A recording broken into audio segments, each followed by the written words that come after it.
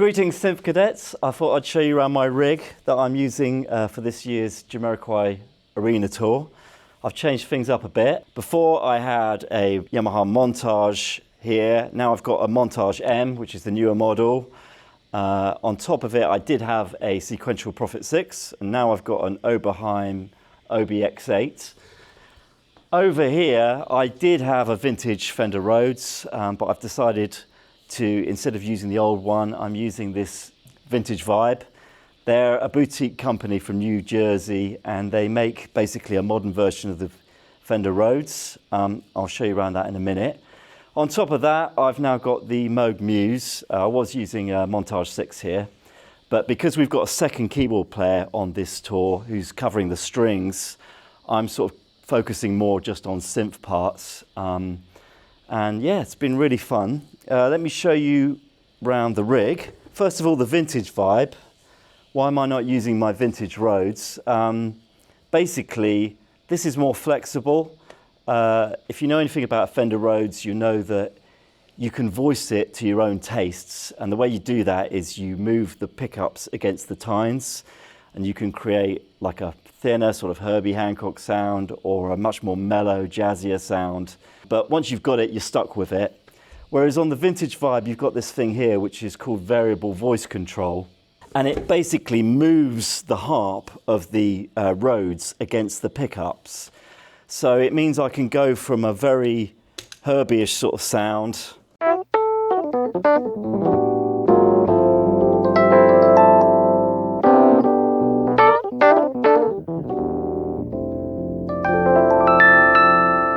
that kind of vibe, or I can go all the way along to the other side, crank up the top end, and I can have a really lovely mellow.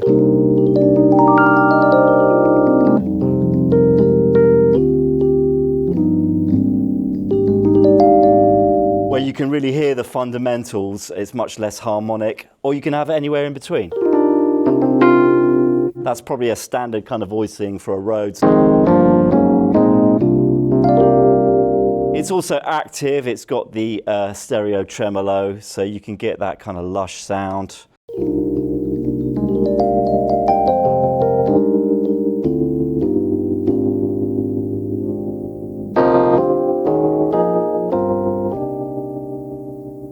The other cool thing about it is the action, because it hasn't been beat up and abused for 50 years. You know, it's really even,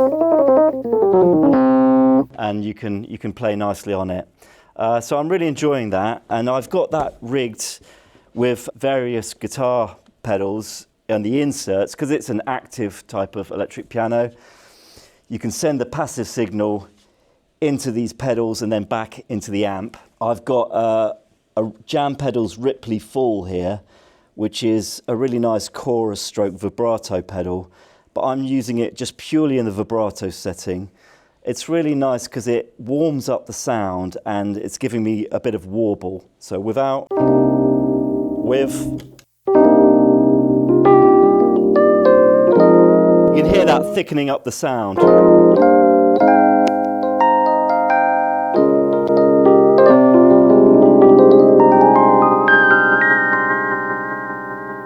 Very nice. And next to that, I've got a MXR Phase 100. I've always really enjoyed that on the Rhodes. You know, a lot of people use the Phase 90, but I like the Phase 100 because it's got two LFOs and you just get a bit of extra shimmer from it.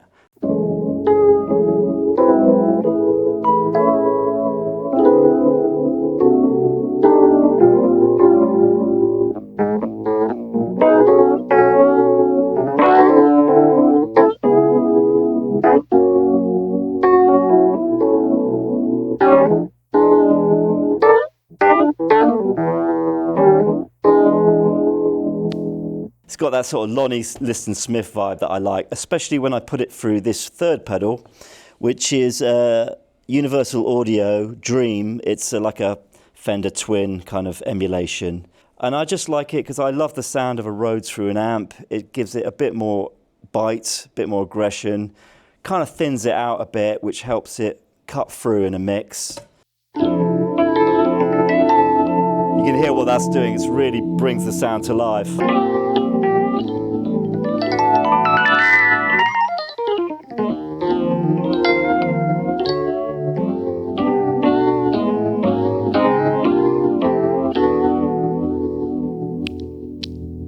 If I have that raw,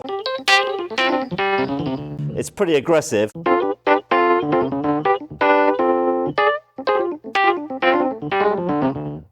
I've also got a distortion setting on the other switch, which is pretty cool. I'm enjoying. Haven't used it that much, but I'm determined to get it in there somewhere.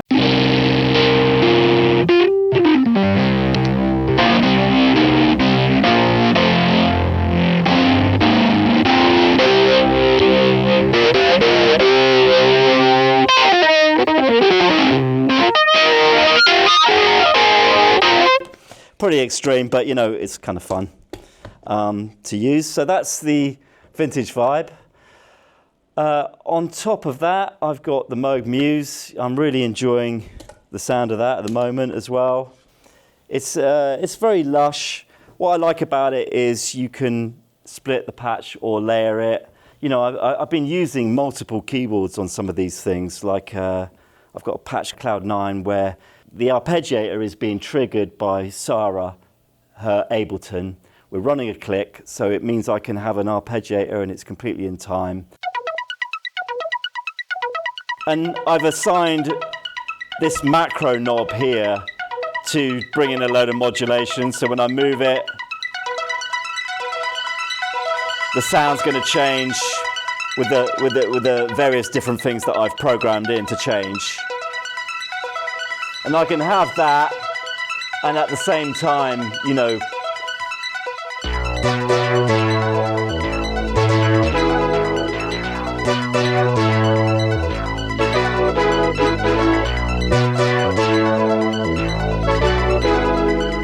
have another big fat sound. This one, I'm not using it yet, but I always like to have like a solo patch just in case Jay wants a solo. And I've got this one programmed. It's like a sync patch.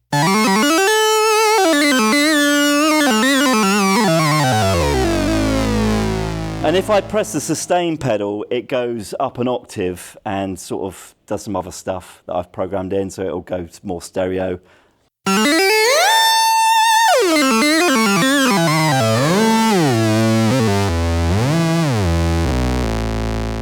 Quite fun, you know, it's like having a whammy bar, but you can put a load of different things onto it. That's what I really like about this, is it's very interactive. You can do a lot with it. So enjoying that, and I enjoy, you know, the ambient sounds on it as well are beautiful. You know, you can get these kind of.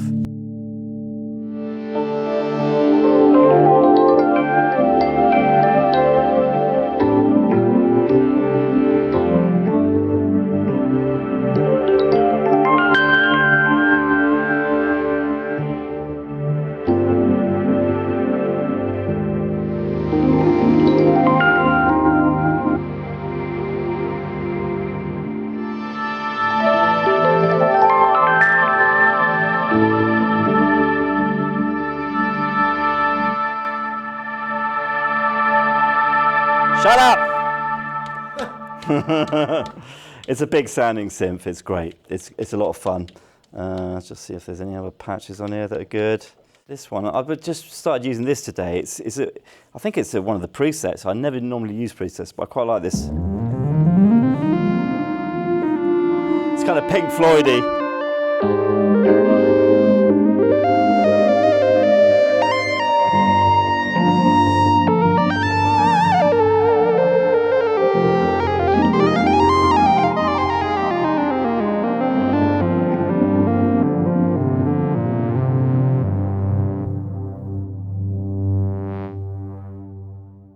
Yeah, sweet bit of gear, I'm enjoying it, very nice. Over here, I've got the Yamaha Montage M, and I'm using that mostly for piano sounds, but also quite a few synth sounds as well, actually. It's so flexible because it's so programmable. You know, you can have different sounds within one patch. It's one of the things I really like about it. We're doing a track called Don't Give a Hate a Chance, and the start of it, I'm using like a resonant virtual analog sounds, which are split, sound like this.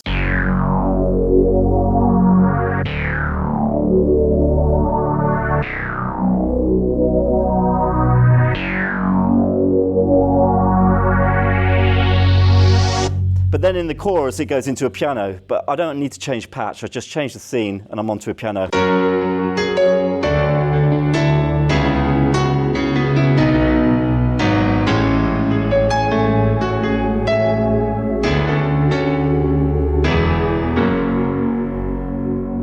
So that's really cool, really flexible. I'm kind of using these in conjunction because I love the sound of this synth, the Oberheim OBXA, but it's not practical for live use in some ways because it's got some really annoying things. Like I'm using it in binaural mode, which means it's only 4 voices instead of 8, and you get a fatter sound.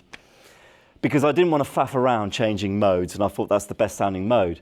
But the problem is, if you've got a patch and you want one patch to be quieter than the other, you can't turn it down, which is just ridiculous, you know, and very annoying.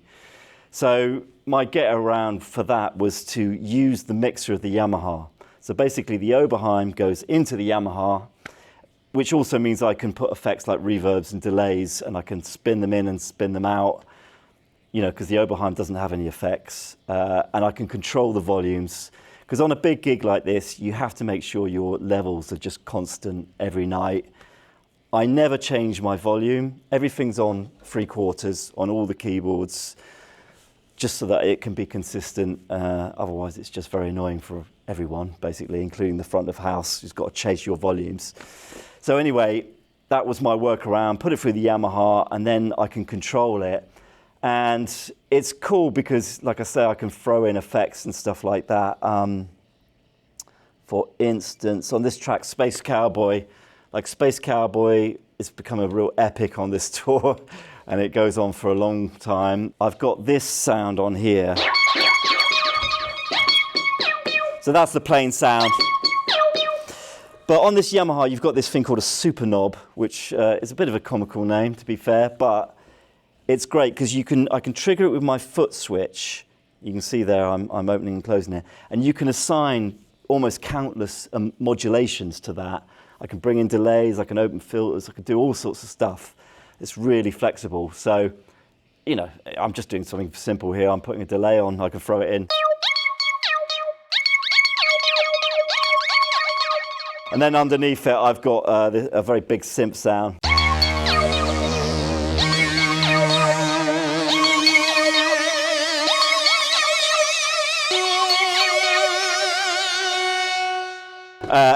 On the same song, the rest of it is very mellow, most of it, and I'm just sort of playing this stuff.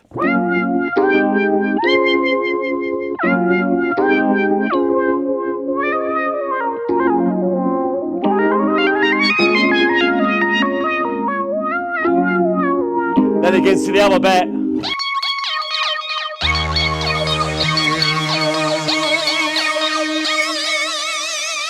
And then I can switch to another sound on here and sort of do a bit of a duet. I've been doing like an epic duet.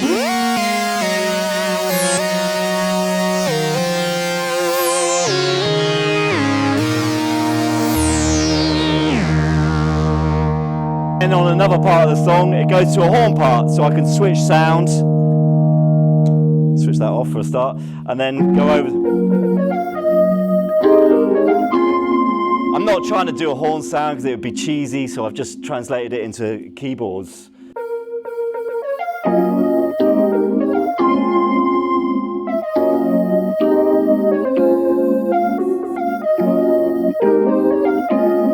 And so on. So there's a lot of flexibility within the keyboards. I've been enjoying the Cosmic Girl. I decided I wanted to get some of the little details in there that I never normally play. Because Sarah's playing the strings, I'm free to play the riff with my left hand on the verse, and there's a couple of little synth things I've been enjoying putting in. So I've got...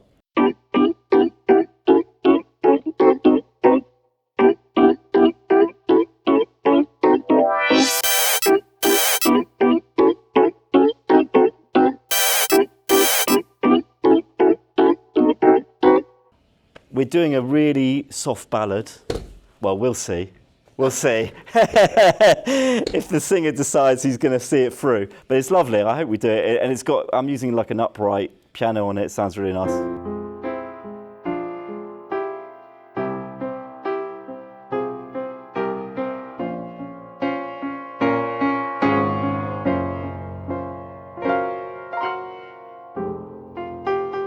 I quite like the character because it's not perfect, you know, so.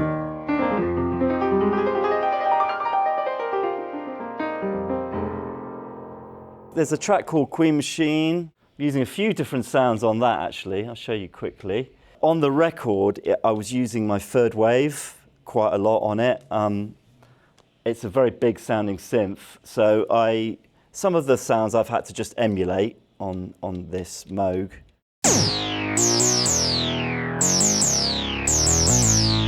It's got this big bass sound on it. I sampled the third wave note for note for the verse because it had a very particular sound, and I thought we should have the same sound.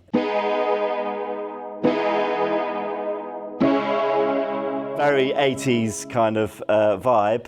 And then on the chorus, so I'm playing that on the verse.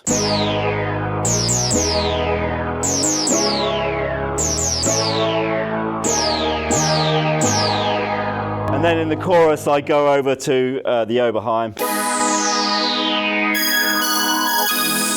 Play some bells.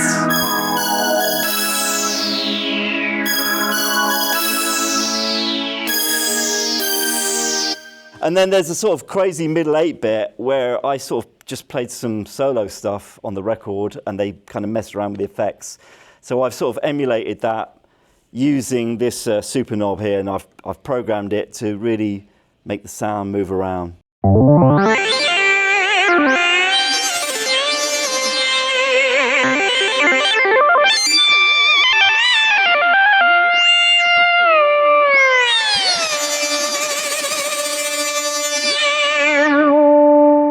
Quite gnarly, quite gnarly. One last thing I'll show you. I've got this track, Runaway.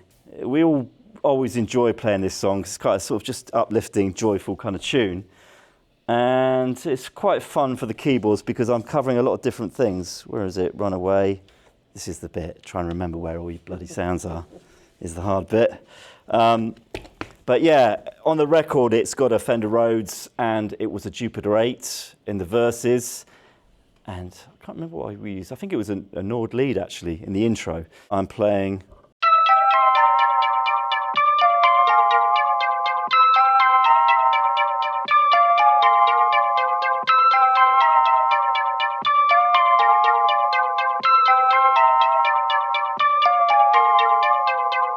Which is a bit of a head messer to get that together. And then I have to switch over to the left hand because I'm playing the verse sound here and the same part on the Rhodes, but with my left hand.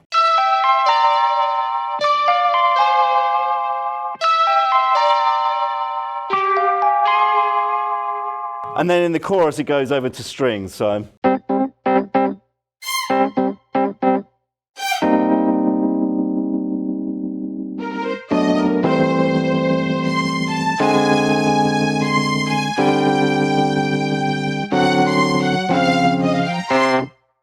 You know, so it's quite fun, you know, lots to remember, what's on what keyboard, that's half the thing, that's half the battle. But we're getting there now, it's sounding really good, and yeah, just heading out on the road for a month, looking forward to it.